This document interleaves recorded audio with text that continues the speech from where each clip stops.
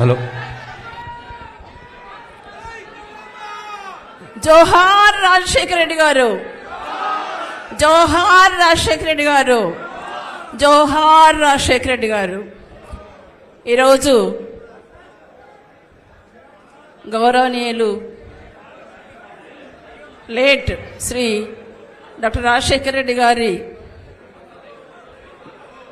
పుత్రిక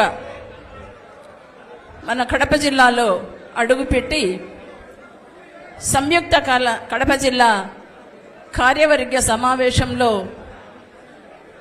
మరి విచ్చేసి వేదికను అలంకరించినటువంటి వారికి, తదితర అధిరథ మహారథులకందరికీ నా హృదయపూర్వక నమస్కారాలు.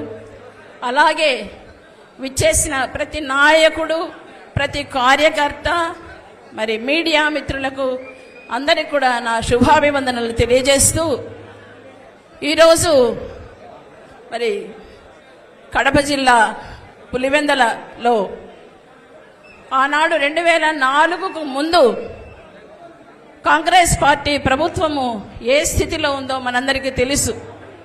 నాకు జ్ఞాపకం ఉండి కేవలము 23 శాసనసభ, అది కంబైన్డ్ ఆంధ్రప్రదేశ్లో 23 మరి శాసనసభ సీట్లని సంపాదించుకొని బలహీన పరిస్థితిలో ఉన్నటువంటి కాంగ్రెస్ పార్టీని ఒంటి చేత్తో మోసి కాళ్లకు బొబ్బలు వచ్చేటట్లు తిరిగి ఎండ వడదెబ్బకు ఎంతో మరి శారీరకంగా కష్టపడి మరి రాష్ట్రాన్ని, దేశాన్ని పరిపాలనలోకి తీసుకువచ్చినటువంటి ఆ మహానాయకుని యొక్క ఆశయాలను ఏవైతే ఉన్నాయో వాటిని, ఆయన కోరికను మరి తీర్చడానికై రాహుల్ గాంధీ గారిని ప్రధానమంత్రిగా చేయుటకై మరి ఈరోజు షర్మిలమ్మ గారు ఎంతో కఠినమైన పరిస్థితుల్లో కనీసము కాంగ్రెస్ పార్టీ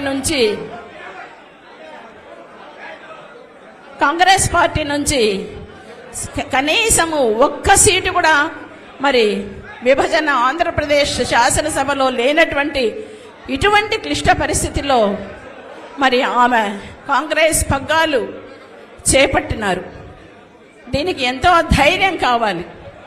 ఇది అంత ఆషామాషి అయినటువంటి పని కాదు. కేవలము ఆమె రాజశేఖర్ రెడ్డి గారి కుమార్తె అయినందువలనే ఇది సాధ్యమైంది, కానీ వేరొకరికి ఇది సాధ్యమయ్యేటువంటి పని కాదు.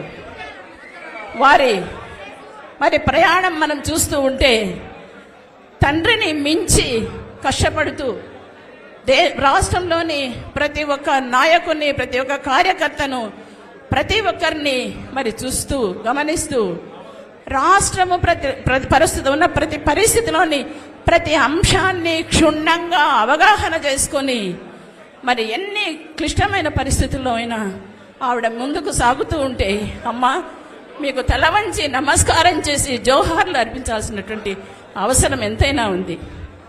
ఈరోజు ఆమె ఒక ఆడ సింహంగా, ఆడ పులిలాగా రాష్ట్రంలో మరి ప్రయాణం చేస్తూ ఉంటే ప్రతి ఒక్కరూ ఆమె ధైర్యానికి తల వంచక తప్పనటువంటి పరిస్థితిలో మరి ఈరోజు, అమ్మా నేను యుద్ధానికి నేను రెడీ, మీరు రెడీనా అంటుంటే మేము రెడీ అని మా చేతులు పులకరించేటట్లు, మా వెంట్రుకలు పులకరించేటట్లు నేను సైతం మీకు రెడీ అని చెప్పవలసినటువంటి మరి అవసరం ఉంది అని ప్రతి ఒక్క కార్యకర్తకు తెలియజేస్తున్నాను.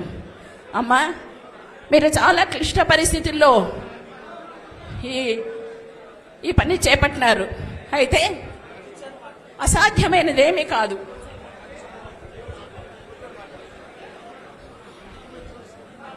అమ్మా మీకు దేవుని దయ మెండుగా ఉంది. మీరు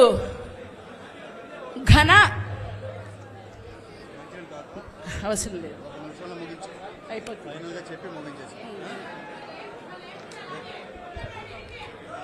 అమ్మా మీరు ఘనకార్యములను చేపట్టి విజయం సాధిస్తారు. ఇది తథ్యం. మనుషులకు అసాధ్యమైనది దేవునికి సాధ్యం.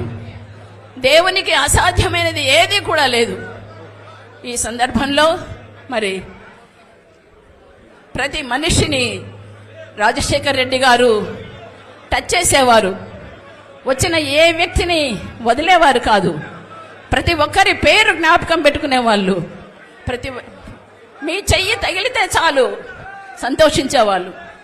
కనుక మీరు కూడా అటువంటి నాయకత్వపు లక్షణాలను పుంజుకొని ఉన్నటువంటి మీరు తప్పనిసరిగా ఘన విజయం సాధిస్తారని ఆకాశం నుంచి మరి దేవుడు నాన్నగారు కూడా మిమ్మల్ని ఆశీర్వదిస్తారని కోరుకుంటూ నాకు ఈ సమయం ఇచ్చినందుకు మీకు హృదయపూర్వక కృతజ్ఞతలు తెలియజేసుకుంటూ, అమ్మతో పాటు రెడీనా? మనమందరము రెడీనా?